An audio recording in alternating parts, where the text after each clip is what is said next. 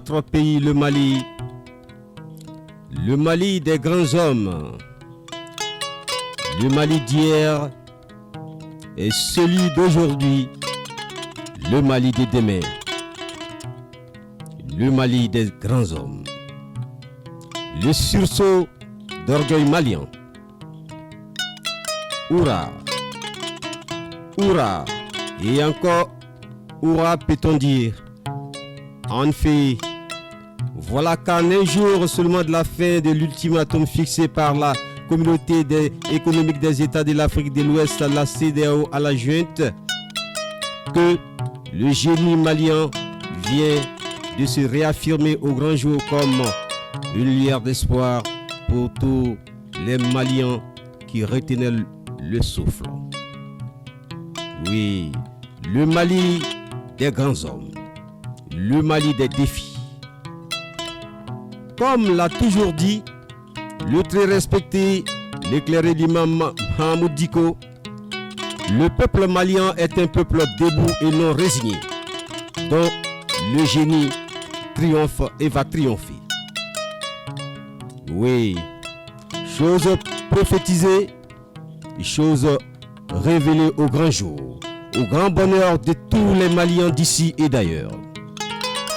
En effet, après plusieurs jours de tractations, de rencontres et d'échanges entre le Comité national du salut du peuple avec l'ensemble des forces vives de la nation, le consensus est enfin trouvé au sujet de celui qui aura la responsabilité de diriger la transition.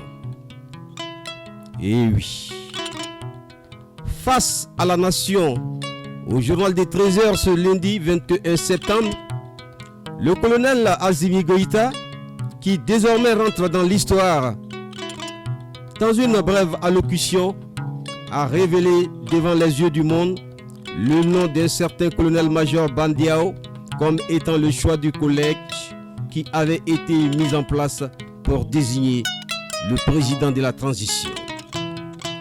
Oui, le Mali, notre pays, le Mali des grands hommes, le Mali d'aujourd'hui, de demain et pour toujours. Et on retiendra que pour seconder le colonel Bandiao, il y aura à ses côtés comme vice-président lui-même.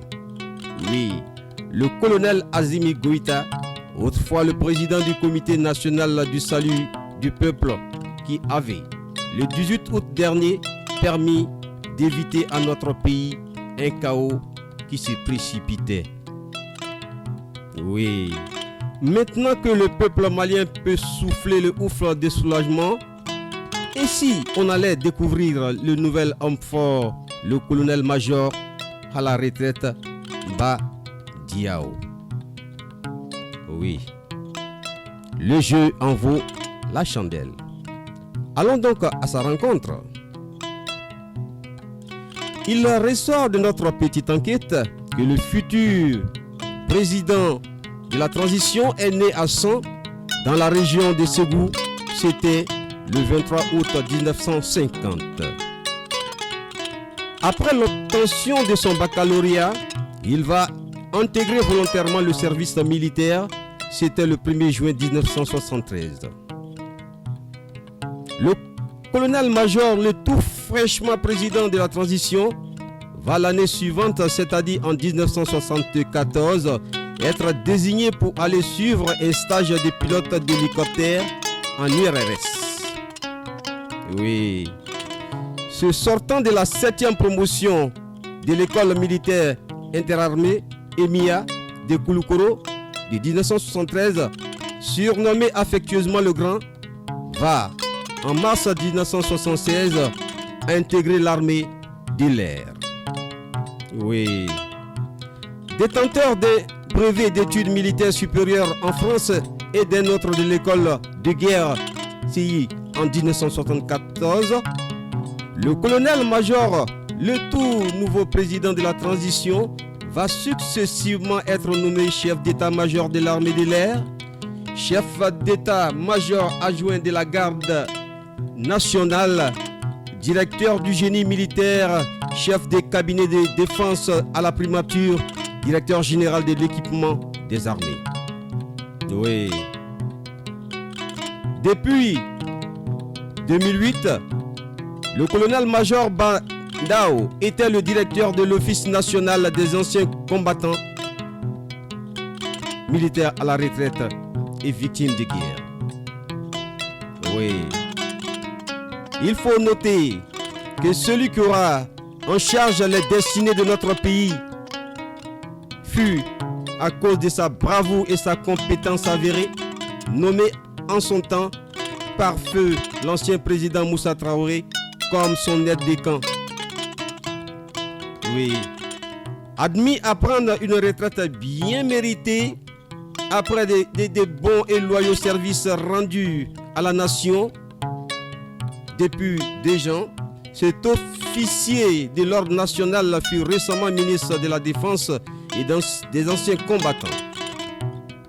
Notre tout nouveau président de la transition, le colonel-major Badiao, a été décoré de la médaille du mérite militaire et celle du mérite national. En bon polyglotte, le nouvel homme fort, le colonel Badiao, qui parle couramment le français, la Russie, l'anglais et bien sûr la langue locale, le Bamanankan. Oui.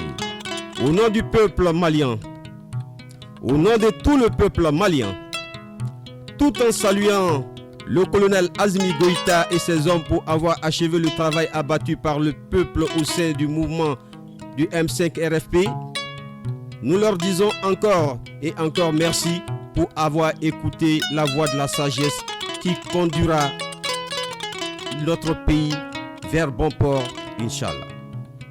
Que Dieu, le Tout-Puissant, le Clément et le Miséricordieux, inspire ceux qui vont aux côtés du colonel-major Bada et le colonel Assimi Goïta diriger cette transition qui aura la bénédiction et l'accompagnement de toutes les couches de la population malienne sans exception. Vive donc cette nouvelle transition qui donne un ouf d'espoir, de soulagement et un lendemain meilleur pour un Mali croix tant souhaité par le peuple au sein du mouvement du 5 M5 bien sûr RFP, avec la bénédiction du très respecté l'éclairé l'imam Mahmoud Diko. Vive donc cette transition pour que vive le Mali d'aujourd'hui, de demain et pour toujours.